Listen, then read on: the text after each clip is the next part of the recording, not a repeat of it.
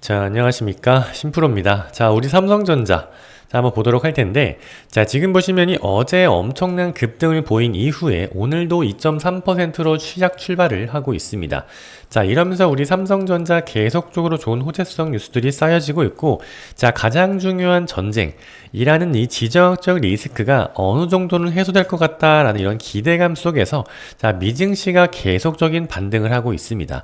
자, 이런 흐름들이 순풍을 타고 우리 증시까지 오면서 계속적으로 좀 좋은 흐름들을 가져가고 있는데, 자, 우리 이렇게 좋은 호재성 뉴스들이 나오고 이 전쟁이라는 지정학적 리스크가 앞으로 어떻게 우리 삼성전자에 영향을 미칠 거고 우리 삼성전자 언제부터 반등이 시작될 건지 제가 오늘 영상을 토대로 전부 다 말씀드릴 거예요.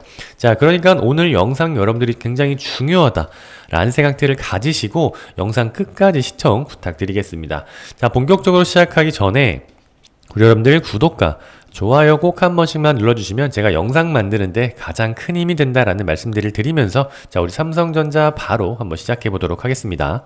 자, 오늘은 좋은 뉴스들이 너무 많아서 일단은 제가 이 뉴스로 좀 시작을 해보도록 할 텐데, 자, 일단 미증시가 엄청나게 급등을 했습니다. 자, 무려 마이크론 테크놀로지가 6일 연속 빠지다가 어제장에는 무려 한 9%가량이 상승에 대한 모멘텀들을 가져가고, 자, 구글, 메타, 그리고 테슬라까지, 일라일리까지 굉장히 좋은 이 빅테크 기업들이 계속적으로 좋은 흐름들을 가져가면서 엄청난 상승을 이끌었다라는 거예요. 자, 중요한 건 뭐예요? 지금 여기에서 이 기술주가 반등을 보이면서 증시를 이끌었다라는 건데, 이렇게 된다라고 했을 때 왜 그러냐 그러면, 자, 지금 보시면 이 트럼프가 자, 이란에서 이제 아주 떠날 것이다 라고 이런 말들을 했습니다. 자, 지금 당장 오늘 내일은 아니지만 곧 떠난다, 즉 다시 말해서 종전에 대한 메시지를 펼쳤습니다. 자, 근데 여기에서 야, 트럼프만 이란에서 떠난다라고 말하면 어떡하냐라는 우려가 있었었는데, 자, 이란에서도 마찬가지로 이 종전을 받았다라는 거예요. 어떻게 받았냐?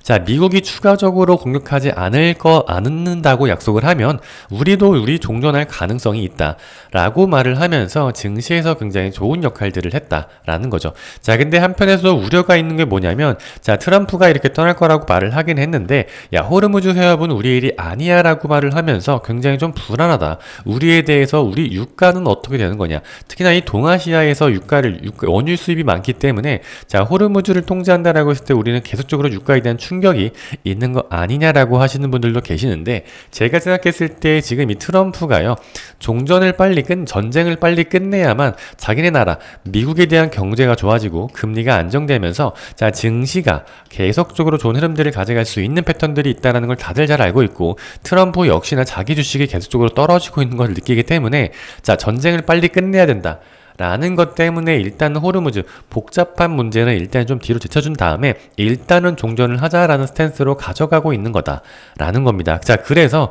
자, 이러한 것들을 알고 자, 미국 증시에서는 이러한 기대감으로 증시가 다시 한번 올라가는 흐름들을 가져갔다라는 거죠.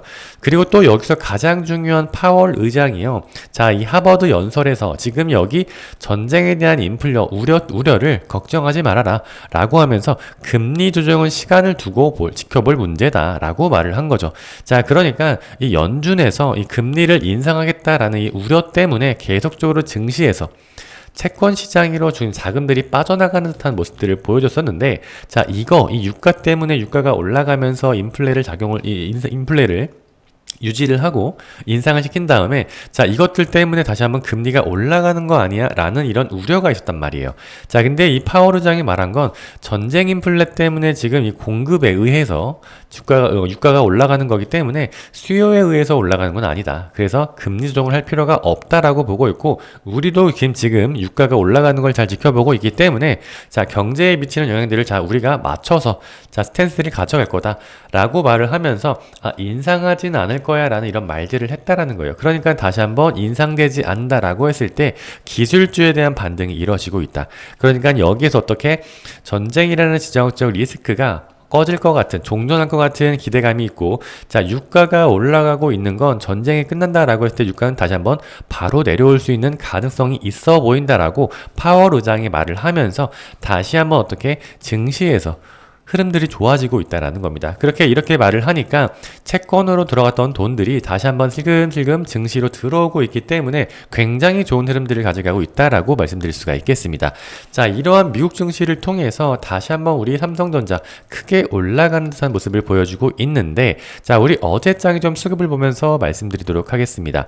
자, 투자자별 수급을 좀 보도록 할 텐데, 간만에 어제장에 우리 삼성전자 누가 기관과 외국인들이 엄청나게 담아냈어요. 자, 지금 이렇게 주가가 떨어졌다가 다시 한번 V자 반등을 보였었는데, 자, 지금 여기죠. 자, 떨어졌다가 V자 반등을 보였는데 약 한 4거래일 정도의 이상의 상승분을 만들어냈어요. 그러니까 이 4거래일 동안에 물려있던 개인들이 엄청나게 좀 팔아 넘겼다라는 거죠. 자, 근데 이러한 것들을 다 누가 받아냈어요? 외국인과 기관이 받아내면서 증시에서 다시 한번 바닥 저점 매수를 하고 있는 건 세력들이 또 잡아냈다라는 겁니다. 자, 그래서 제가 우리 여러분들께 지금 이 삼성전자에 대한 흐름, 그리고 실적이 계속적으로 좋아지고 있기 때문에 앞으로 반도체 섹터에 대해서 좋아진 흐름들을 가져갈 거고, 특히나 이 3월 달에 엄청난 변동성을 보이면서 조정이 왔던 건 우리 삼성전자에 대한 실적이 안 좋아져서가 아니라 사실상 전쟁이라는 지정학적 리스크로 인해서 여기에서 불안전 자산, 이 지금 위험 자산인 이 원화에서 안전 자산, 달러로 흘러갔고, 자, 달러에서 어떻게 다시 한번 채권으로 흘러 들어가는 이런 악순환을 갖춰갔는데, 일단은 전쟁이나 지정학적 리스크가 없어진다라고 했을 때 다시 한번 원화로 들어올 수밖에 없다라고 말씀을 드렸습니다. 자, 이렇게 말씀드렸던 이유는 뭐예요? 자, 지금 보시면은요, 이 해외 증시 차트를 좀 보시면 말씀드릴 수가 있는데, 자, 우리 해외 증시 차트를 좀 보도록 하겠습니다. 자, 어저께도 제가 말씀을 드렸는데, 자, 지금 우리 한국과 미국만 비교를 해보도록 하겠습니다. 자, 그러면요, 이 해외 지금 투자들이 지금 우리나라로 들어올 수밖에 없는 이유가 뭐냐면, 자, 지금 보시면은, 자, 우리나라는 지금 같은 돈을 가졌다, 같은 돈을 들였다라고 했을 때 같은 기간 내에 62%가 올랐습니다.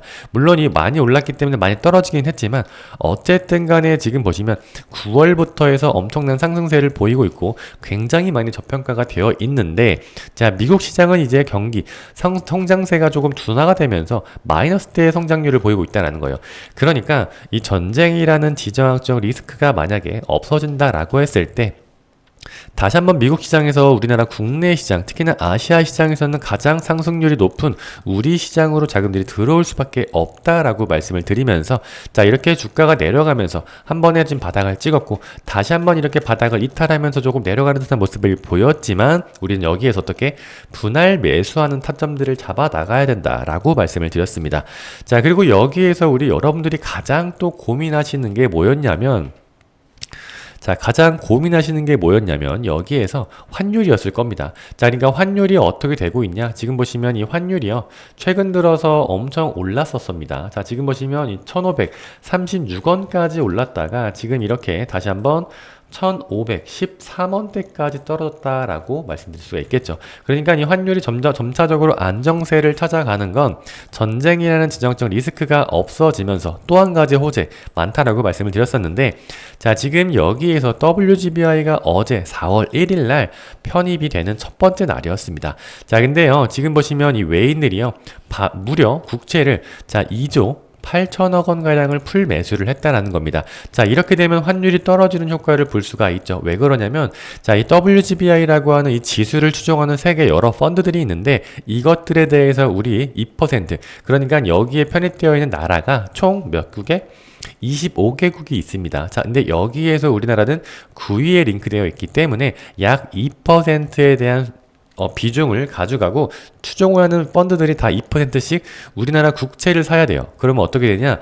달러를 가지고 환전을 해서 이 원화를 산 다음에 우리나라 국채를 사야 된다라고 말씀드리겠습니다. 그럼 어떻게 돼요? 환율이, 달러가 지금 원화를 사고 있기 때문에 환율이 점차적으로 낮아지는 효과를 만들 수가 있고, 또 우리나라 국채가 이렇게 많이 사고 있는 게 굉장히 좋다라는 게 뭐냐면, 국채 가격이 올라갑니다. 외국인들 입장에서 봤을 때 국채 가격이 올라가고 계속적으로 국채 가격이 올라가면 국채 금리가 낮아지겠죠. 자, 국내 금리가 낮아지면 어떻게? 증시로 자금들이 몰릴 수밖에 없고, 외국인들이 지금 고환율인데도 불구하고 국채를 이렇게 많은 물량들을 매수를 했다라는 건 고환율, 돈이 비싼 상태에서 이렇게 샀다라는 건 환차익도 가져갈 수가 있다. 왜 그러냐면, 외국인들 입장에서 봤을 때 여기 자 지금 국채 가격이 올라가면서 계속적으로 수익을 보고 있고 자 금리가 낮아지면서 어떻게 증시에서도 또 한 번 수익을 보고 있습니다. 자 그런데 여기에서 환차손이라고 해가지고 내가 환율을 지금 떨어뜨린다라고 했을 때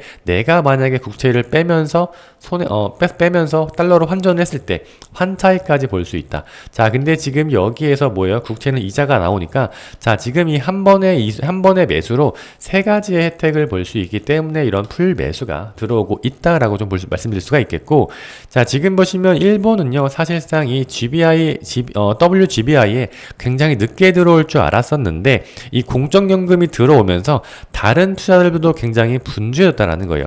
사실상 일본은요 우리나라 투자를 할 때 굉장히 안 좋은 쪽으로 베팅하는 나라 중에 하나인데 그래서 지금 좀 경제적으로는 좀 안 좋은데 이러한 일본도 역시나 마찬가지로 공적연금이 우리 WGBI의 편협에 국채 매수를 시작했다라는 겁니다. 자, 이러한 흐름들을 가져가고 있기 때문에 우리 환율은 계속적으로 안정세를 찾아가고 있다. 보시면은 안정세를 찾아가고 있다라고 말씀드릴 수가 있겠고 자, 중요한 건 우리 삼성전자에 대한 실적인데 보세요, 여러분들.